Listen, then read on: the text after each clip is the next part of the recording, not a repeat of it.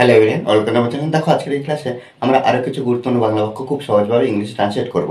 দেখো আমাদের একটা জিনিস মনে রাখতে হবে, এখানে স্পোকেন ইংলিশের ক্ষেত্রে সব থেকে প্রশ্ন করা সব থেকে গুরুত্বপূর্ণ। প্রশ্ন করা, কিভাবে প্রশ্ন তৈরি করতে হয়। আমরা স্পোকেন ইংলিশের ক্ষেত্রে যদি আগে প্রশ্ন করা শিখি, কোন পদ্ধতিতে প্রশ্ন করতে হবে, এটা যদি আমরা শিখে যাই তাহলে কি স্পোকেন ইংলিশে 70% আমরা ইমপ্রুভ করতে পারবো। দেখো এখানে বাক্যগুলো কি আছে, যে তুমি কিভাবে কাজটি করো, সে কিভাবে কলেজে যায়, তিনি কিভাবে তোমাদেরকে পড়ান, তুমি কিভাবে তাকে চিনো, তারা কিভাবে কলকাতা গিয়েছিল। দেখো এখানে আমাদের প্রশ্ন করতে হলে এই যে কিভাবে, কিভাবে আমরা দেখতে পাচ্ছি, অর্থাৎ হাউ দিয়ে প্রশ্ন করব। কিভাবে, হাউ, হাউ দিয়ে আমরা প্রশ্ন করব। আমরা জানি প্রশ্ন যে গঠন, কোন স্ট্রাকচারে আমরা প্রশ্ন করব সেটা আমরা কিন্তু জানি। একটা সাধারণ বাক্য, একটা অ্যাসার্টিভ সেন্টেন্স বলো আর সিম্পল সেন্টেন্স বলো, কিভাবে একটা বাক্য তৈরি হয়। আমরা প্রথমে দেখি সাবজেক্ট, তারপরে আমরা দেখতে পাই কি না হেল্পিং ভার্ব, তারপরে আমরা হেল্পিং ভার্ব যদি পাই তাহলে হেল্পিং ভার্ব বাক্যের ক্ষেত্রে দিই, আর যদি হেল্পিং ভার্ব না থাকে ডাইরেক্ট কী করি না মেন ভার্ব বসাই। তারপরে কি অবজেক্ট যদি পাই অবজেক্ট, না হলে কি আদার্স ওয়ার্ড। এইভাবে কিন্তু আমরা কি করি না একটা বাক্য তৈরি করি। কিন্তু আমাদেরকে কোশ্চেন করতে হবে। কোশ্চেন কিন্তু দুভাবে। কি কি দুভাবে? একটা ইয়েস নো কোশ্চেন আর একটা double H question. Yes no question কাকে বলবো? দেখো এই যে বাক্য থেকে আমরা ইয়েস নো আর ডবল-এইচ কোশ্চেন খুব সহজে গঠন করতে পারবো, একদম খুব সহজ পদ্ধতিতে। এখানে আমরা ইয়েস নো কোশ্চেন বলতে কি বোঝাবো? ইয়েস নো কোশ্চেন বলতে যে প্রশ্নের উত্তর হ্যাঁ অথবা না বললে হয়ে যাবে, অর্থাৎ হেল্পিং ভার্ব। আমরা জানি কি am is are, was were, have has had, shall, will, should, would, can, could, may, must, ought to, এইগুলো হলো হেল্পিং ভার্ব, তাই তো?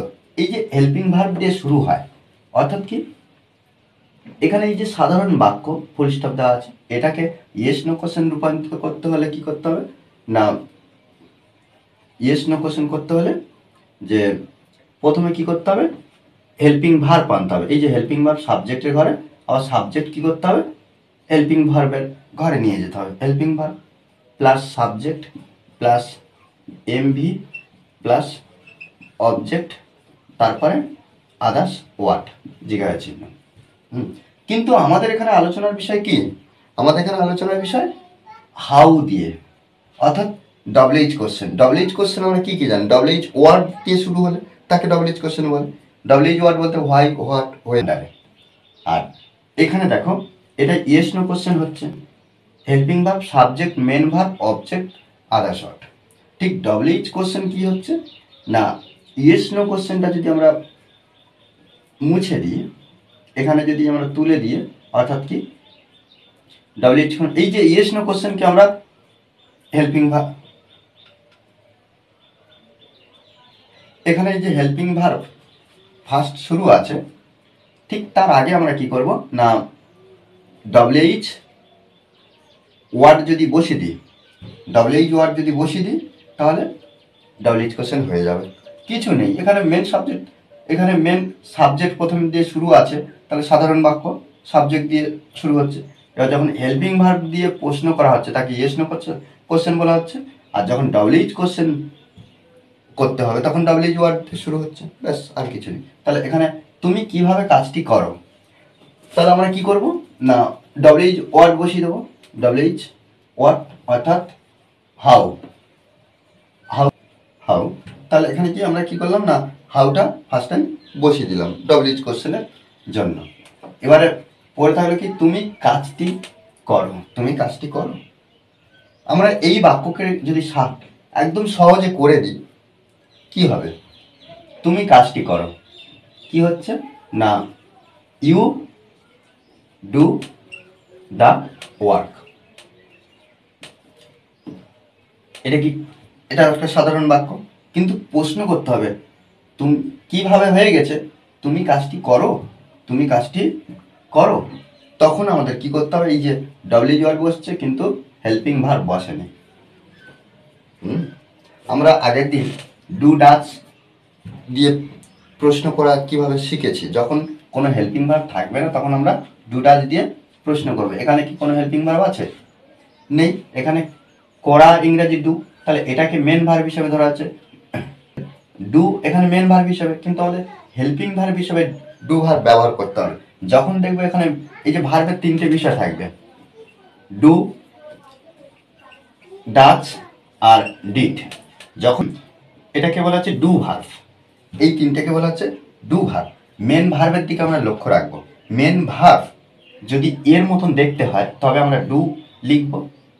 এবারে এই যে মেন ভার্ব যদি এই যে এস বা ইএস যুক্ত থাকে তবে এটা লিখবো, আর যদি মেন ভার্বটা V2 হয় অর্থাৎ পাস্ট ফর্মে হয় আমরা ডিড লিখবো। তাহলে এখানে কি এটা মেন ভার্ব হিসেবে ধরা হয়েছে। এটা দেখো V2 নয় আর এস বা ইএস যুক্ত হয় না, ওই জন্য আমরা কি করব, ডু বসাবো। সে কিভাবে কলেজে যায়, এখানে আমরা হাউ ফার্স্ট টাইম বসিয়ে দেবো, হাউ। এবার সে কলেজে যায়, এটাকে আমরা কিভাবে করব বাক্যটা, একদম সাধারণভাবে প্রথমে করি। সে, আমরা হি ব্যবহার করতে পারি বা সি ব্যবহার করতে পারি। হি কলেজে যায়, সাধারণ একটা সিম্পল সেন্টেন্স উপর প্রেজেন্টে, তাহলে he goes to college.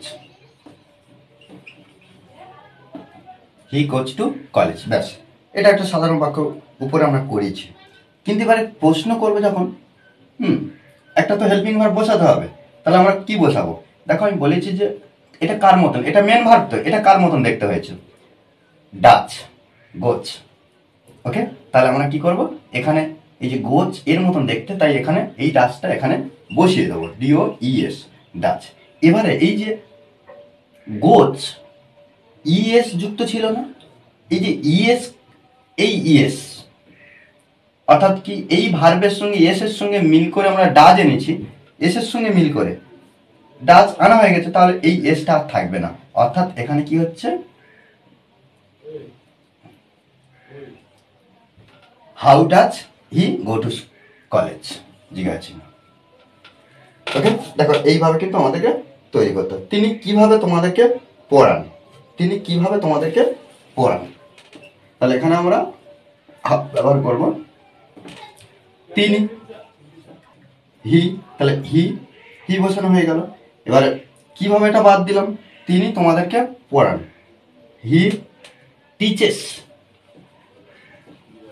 Teaches কি তোমাদেরকে ইউ বসাবো, হাউ, এটা এখানে হি টিচেস ইউ, তিনি তোমাদেরকে পড়ান। তাহলে এখানে এস যুক্ত আছে, ভার্বের সঙ্গে ইএস যুক্ত আছে, এস বা ইএস, তাহলে আমরা এখানে ডাচ আনবো একইভাবে, DOES, ডাচ। হাউ ডাচ হি, এবারে টিচেস ইএস এটাকে আমরা তুলে দেবো, কেন, ওর জন্য আমরা ডাচ এনেছি, you. How does he teach you, তুমি কিভাবে তাকে চেনো, তাহলে এখানে আমরা হাউ বসিয়ে দিলাম। এই যে তুমি তাকে চেনো, তাহলে এখানে তুমি, ইউ KNOW, নো হিম, তাকে, জিজ্ঞাসা চিহ্ন, ফুল স্টপ দিলাম, তারপর আমরা জিজ্ঞাসা চিহ্নতে করবো। তাহলে এখানে দেখো ভার্বটা কি ব্যবহার হয়েছে, V1 বসানো হয়েছে, V1, এটাও V1 এটাও V1, কিন্তু এখানে এস যুক্ত নেই, আর এখানে দেখো এস যুক্ত আছে, তাহলে এটার সঙ্গে এটা মিল হচ্ছে, তাহলে এখানে ডু বসাবো। How do you know him, জিজ্ঞাসা চিহ্ন, তুমি কিভাবে তাকে চেনো, দেখো এইভাবে। আচ্ছা, পরের বাক্য কি, তারা কিভাবে কলকাতা গিয়েছিল, তাহলে এই বাক্যটা আমরা কিভাবে করব, যে প্রথমে হাউ বসালাম, হাউ, তারপর আমরা বাদ দিলাম তারা, দে বসালাম, তারা কলকাতা গিয়েছিল। আচ্ছা, যাওয়া ইংরাজি কি, গো, গিয়েছিল, গো থেকে went, then went to, they went to Kolkata,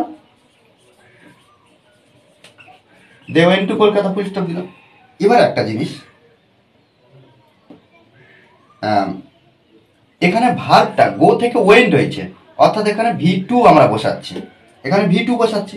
V2 মানে কি, এখানে ডিড আছে, এটাও তো V2, এটা V2, তাহলে এখানে আমরা ডিড বেস ব্যবহার করব, ডিআইডি। হাউ ডিড দে, এখানে এবার ওয়েনটা কি থাকবে না, এটা পাস্ট ফর্মের জন্য আমরা ডিড এনেছি।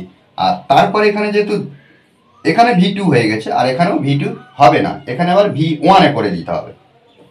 ঠিক আছে, এখানে V1 এ করতে হবে, অর্থাৎ গো। এবার জিজ্ঞাসা চিহ্ন।